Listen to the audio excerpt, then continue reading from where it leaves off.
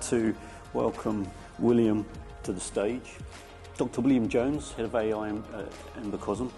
He's going to come and give us an update on the Trustable AI Special Interest. There's the button. There's a tiny screen here that you may have been alluded to. Yes. Yeah, okay, so I'm going to give an update on the Trustable AI Special Interest Group. Yeah, so the Trustable AI Special Interest Group has come out of the TAIBoM project that TechWorks AI has been doing in collaboration with industry, with BAE Systems, BSI, Gobble Horse, Inquiring Minds, and academia in the University of Oxford as well. And this has been about trying to get some sort of versioning, some attestation, and some integrity into AI software projects, with the goal of, we would have a bit of a debate about trustable, trustworthy, whatever it was earlier, but to get something about trustability of AI systems. And this is sort of building on the foundations of the SBOM for sort of traditional software products, figuring out how we can come to trust and sort of have some faith in the security of software. And the reason that this is sort of a necessary thing to do is that the normal software bill of materials is a very good and useful tool. And it lets us do a lot of useful things about the sort of provenance of our components, what the components are, the licensing, sort of known vulnerabilities, and all these things are sort of very important, but even within a normal software engineering framework, these are sort of like necessary components of being able to trust software, but they're not sufficient components. And within the context of AI software, the problem actually sort of becomes even more difficult. In the context of, with normal traditional software is sort of functionally defined, largely, like it's largely defined by the code that goes into how the software works. And there's a little bit of sort of configuration of how that code ends up manifesting, but sort of fundamentally, normal software is largely functionally driven. With AI software, though, it's sort of the other way around. With AI software, almost all of the behavior, particularly of things like large language models, is in essentially the configuration of the model, and there's only a little bit of functionally driven behavior.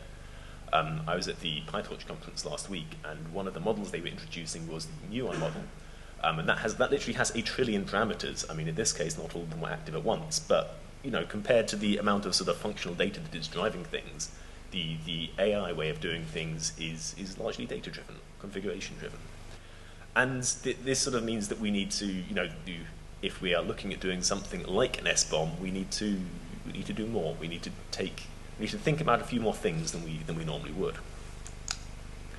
And that's really what the sort of Trustable AI Bill of Materials project has been about for the last year or so. And yeah, the Trustable AI Bill of Materials is really just sort of about extending this for AI projects and trying to take a good look at these sort of the sort of AI stack as a whole that goes into to building an AI product.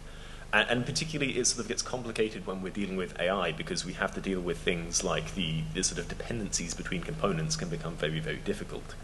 We have things like data poisoning attacks, but the data poisoning attacks happen at the level of raw data, but really they sort of end up manifesting when you're training, and you're probably not going to notice them until then. And so you sort of need to not be aware of just what the individual components are doing, but you need to be aware of how they're related and how that relation ends up translating to security risks or lack of risks. And yeah, and so this is sort of what TAIBoM was trying to do.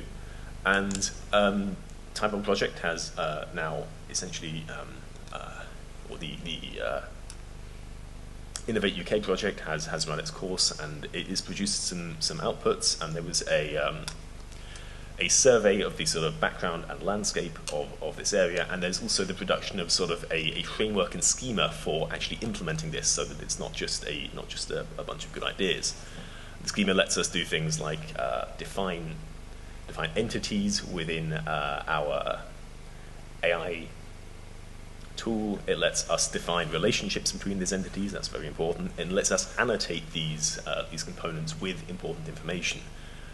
Things like licensing, things like vulnerabilities, anything that you want that might have an impact on the security or sort of trustworthiness of the system as a whole.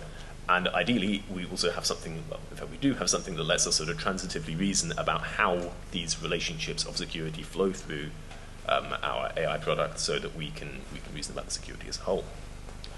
So that's sort of the foundation of the Trustable AI SIG, but as I said, the TAIBoM project has now run, or the TAIBoM Innovate UK project has sort of now run its course, and we're sort of looking at what more can we do to build on this. And so the Trustable AI SIG is sort of looking at what more we can do here. And yeah, we're generally interested in just trying to bring together the experts and stakeholders who are looking at this field and want to help develop sort of good, safe, trustworthy, or trustable, or etc. AI, and our sort of focus is on developing best practices, guidance, and tools for doing better AI systems. And that's sort of all I have to update there. I do just, before I want to finish, say that I just give a plug for the little thing that I've been working on as well. So I've been leading the best practices group for TechWorks AI for a little while, and this is about creating guidance for best practice for existing electronic systems engineers. People who have good electronic systems engineering, software engineering skills, but need to think about how they can apply AI without specialist knowledge in that field. We released the first version of our guide earlier this year, but we are going to keep iterating on it, and we would love to have some more people take part. So that is my update. If you want to take part in this, or TechWorks AI in general, links are up here, and we have a wonderfully lovely QR code as well.